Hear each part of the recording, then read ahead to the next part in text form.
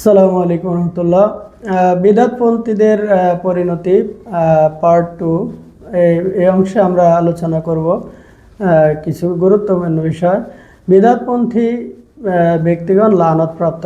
আনাস রাদিয়াল্লাহু তাআলা হতে বর্ণিত, রাসূলুল্লাহ সাল্লাল্লাহু আলাইহি সাল্লাম মদিনায় বিদআত প্রচারকারীর ব্যাপারে বলেন, যে ব্যক্তি কোথাও কোনো বিদআতের প্রচলন করবে অথবা কোনো বিদআতপন্থীকে আশ্রয় দিবে, তার উপর আল্লাহর ফেরেশতাগণের ও সকল মানুষের লানত।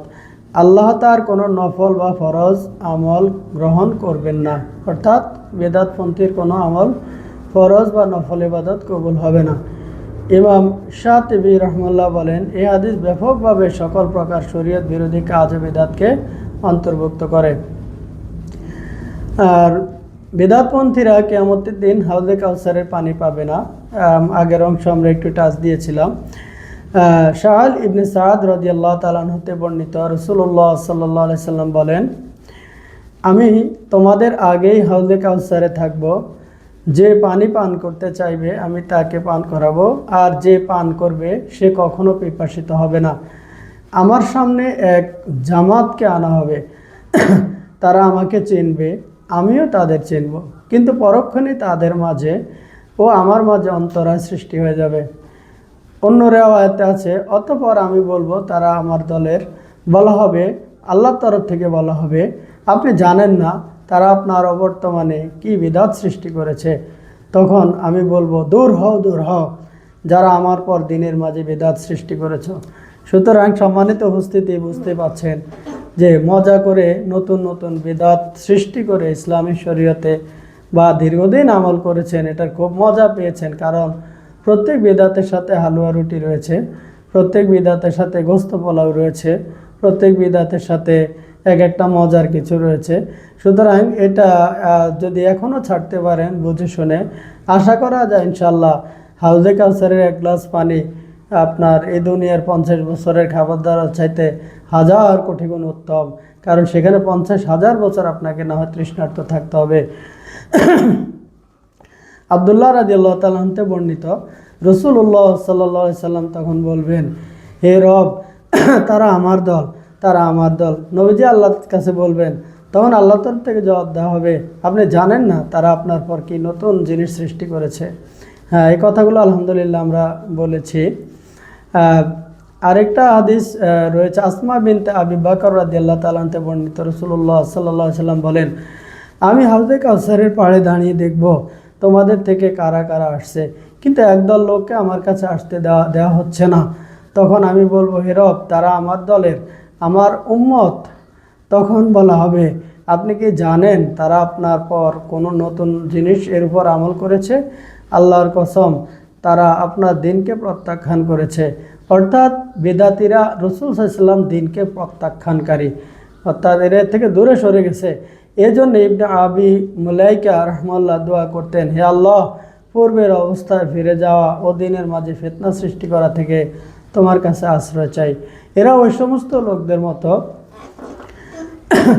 যাদের ব্যাপারে আল্লাহ সুবহানাহু ওয়া তাআলা সূরা আল মাউনে বলেছেন, সূরা আল মাউনে আল্লাহ সুবহানাহু ওয়া তাআলা বলেছেন, আরাইতাল্লাযী ইউকাযযিবু বিদ্দীন, হে নবী, আপনি কি তাদেরকে চেনেন যারা দিনকে অস্বীকার করে, আপনার আনিত বিধানকে অস্বীকার করে? ফাযালিকাল্লাযী ইয়াদউল ইয়াতীম, এরা ওই সমস্ত মানুষ যারা এতিমকে গলা ধাক্কা দিয়ে তাড়িয়ে দেয়, সহযোগিতা করে না, স্নেহ দেয় না। ওয়ালা ইয়াহুদ্দু আলা তুআমিল মিসকিন, এরা মিসকিনকে খাদ্যদানে আগ্রহ দেয় না, উৎসাহ দেয় না। ফাওয়াইলুল লিল মুসাল্লিন আল্লাযীনা হুম আন সালাতিহিম সাহুন, আর দুর্ভোগ ওই সমস্ত মুসল্লিদের জন্য যারা তাদের সলাৎ সম্পর্কে, যথাসময় আদাত সম্পর্কে, সলাতের খুশু সম্পর্কে যারা উদাসীন। আল্লাযীনা হুম ইউরাউন, তারা সলাত আদায় করে কিন্তু সেটা লোক দেখানোর জন্য। ওয়ায়ামনাউনাল মাউন, ওই সমস্ত লোক তারাও দিনকে অস্বীকার করেছে, যারা তাদের কাছে মানুষ গৃহস্থালির টুকটাক জিনিসপত্র চায়, তারা তা থেকে তাদেরকে বঞ্চিত করে, তারা দেয় না।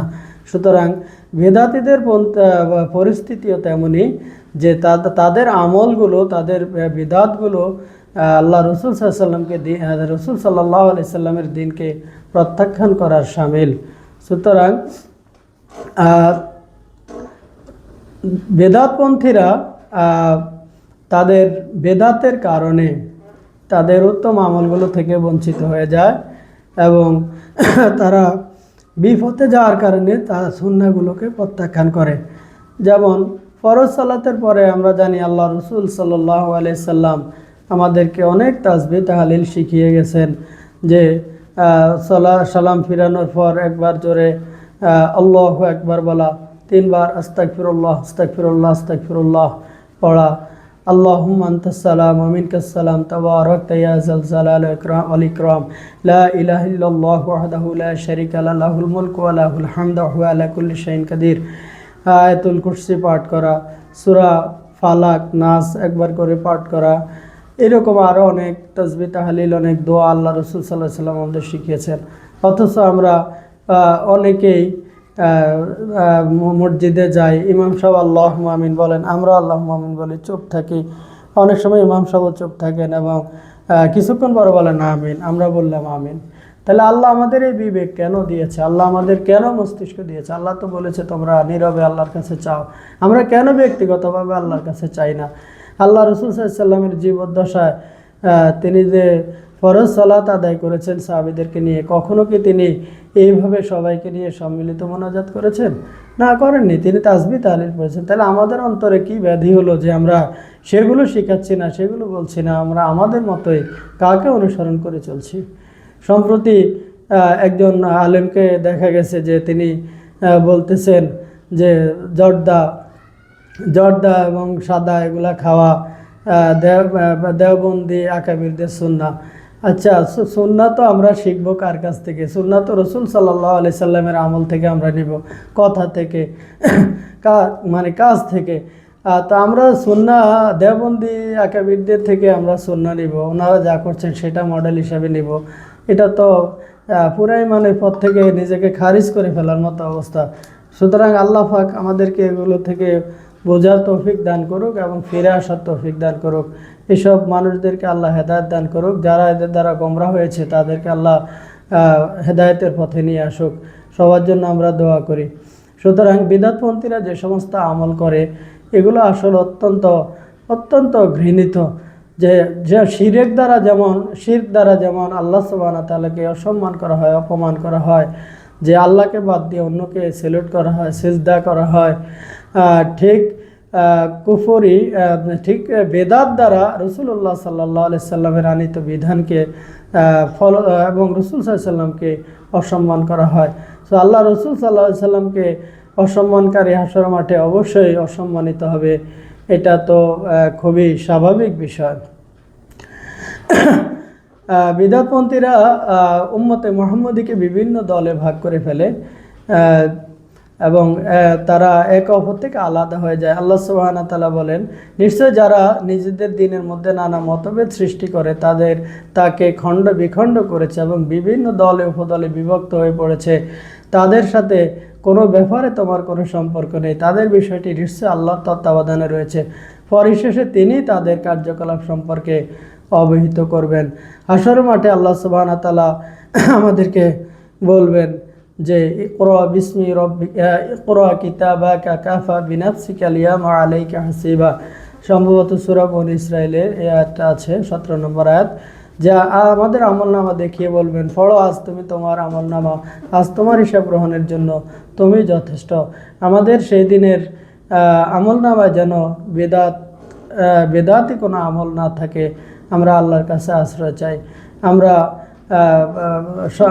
শবে বরাতের রোজা রাখার জন্য বসে থাকি, অথচ রসুল সাল্লাল্লাহু আলাইহি সাল্লাম প্রতি সোমবার এবং বৃহস্পতিবারে সিয়াম পালন করতেন। আমরা কিন্তু সেটা করি না। রসুল সাল্লাল্লাহু আলাইহি সাল্লামের জন্মদিনে ঈদে মিলাদুন্নবী পালন করে হালুয়া রুটির ব্যবস্থা করি আমরা, অথচ রসুল সাল্লাল্লাহু আলাইহি সাল্লাম জন্মদিনে সিয়াম পালন করতেন। তাহলে আসলে কোন দিকে আমরা যাচ্ছি? আমরা কেন এগুলা ভাবছি না, কেন আমরা নিজেদেরকে সংশোধন করতে চাচ্ছি না, কেন আমরা ইবাদতের আগের আমরা কেন এলেম হাসিল করছি না, এলেম অর্জন করছি না, কেন আমরা সত্যিকার জ্ঞানীদেরকে উপেক্ষা করে চলছি, কেন আমরা জ্ঞানহীন মূর্খ লোকদের অনুসরণ করে চলছি। সত্যি আমাদের ভাবার সময় এসেছে প্রিয় ভাইরা। আমরা এখন থেকে কোরআনকে বুঝে শুনে পড়াশোনা করব, হাদিসের জ্ঞান অর্জন করব, যারা জানেন তাদের থেকে বা যাদের কাছে তথ্য আছে তাদের থেকে আমরা জেনে নিব, এবং আমরা দিনের পর দিন যতদিন বেঁচে থাকি একটু একটু করে জ্ঞান অর্জন করে আমরা আমল করব, এবং শয়তানের ধোঁকা থেকে কিভাবে বের হয়ে আসা যায়, বেদাত থেকে কিভাবে বের হয়ে আসা যায়, কিভাবে আমরা আমাদের আমলকে বিশুদ্ধ করতে পারি, সেই দিকে মনোযোগ দিব। আল্লাহ সুবহানাহু ওয়া তাআলা আমাদের সহায় হন। আসসালামু আলাইকুম রাহমাতুল্লাহ।